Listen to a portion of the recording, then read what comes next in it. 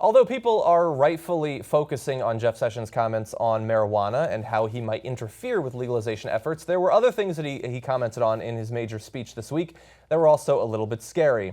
Just in brief, one section, he said, somehow, some way, we undermine the respect for our police. Oftentimes, it makes their job more difficult. It has not been well received by them. We need to help police departments get better.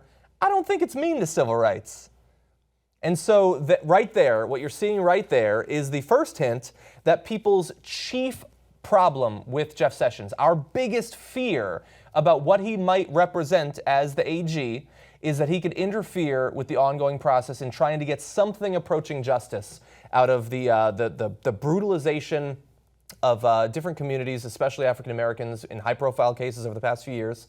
And here he's saying, what do you think about this whole thing? And just like Trump before him, I feel like we don't have enough respect for the cops. That's what I think. And I don't think it has anything to do with civil rights. I think that we're making it too hard for the cops. I think blue lives matter, and I think we need to back off. That's what he's saying there. And it has consequences. It does have consequences. So in the future, as more and more cases come up regarding police brutality and, systemic issues within various police departments throughout the country, it's unlikely that the Justice Department under the Trump administration would do its own independent investigation of these police departments and make sure that justice is served, right? So moving forward in this administration, it's going to be an issue. However, there is a little bit of hope when it comes to previous negotiations that the Justice Department had made with police departments under the Obama administration.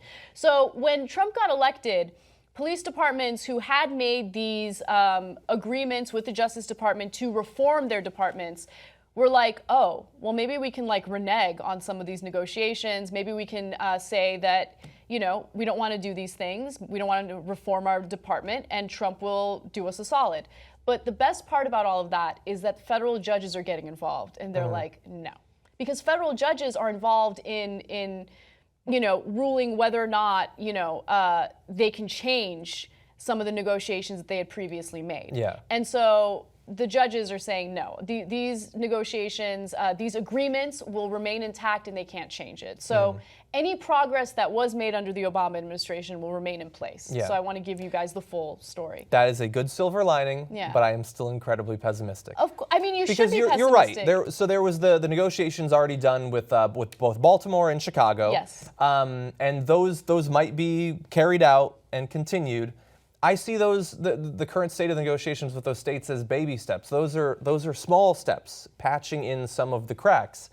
But the problem is that leaves tons of other cities with major problems between the police and their constituents that haven't been addressed already, and further efforts that we need to undertake in those cities. Now, of course, at the state level and at the city level, progress can still be made, and hopefully politicians will put pressure on these police departments to reform. But over the past 8 years under Obama, slowly at start, admittedly, there was pressure from the top.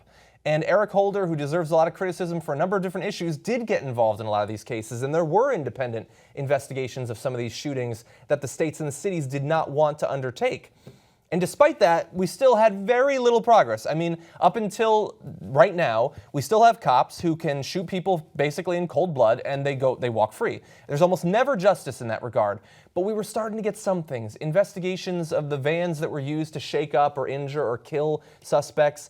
Body cameras were starting to spread. There was rumblings about possible civilian-led police departments in some areas.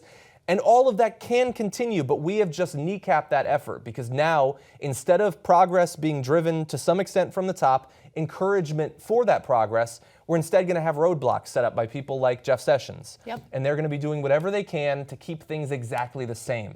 And this is why letting someone like Donald Trump become president is such a goddamn disappointment, because we were seeing progress. We were seeing it every year, and we just set that back bigly.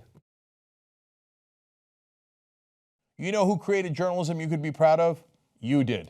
Our audience helped us hire an investigative reporting team. Now we're going to go for a second. tytnetwork.com/go. Let's build the best reporting team in the country together.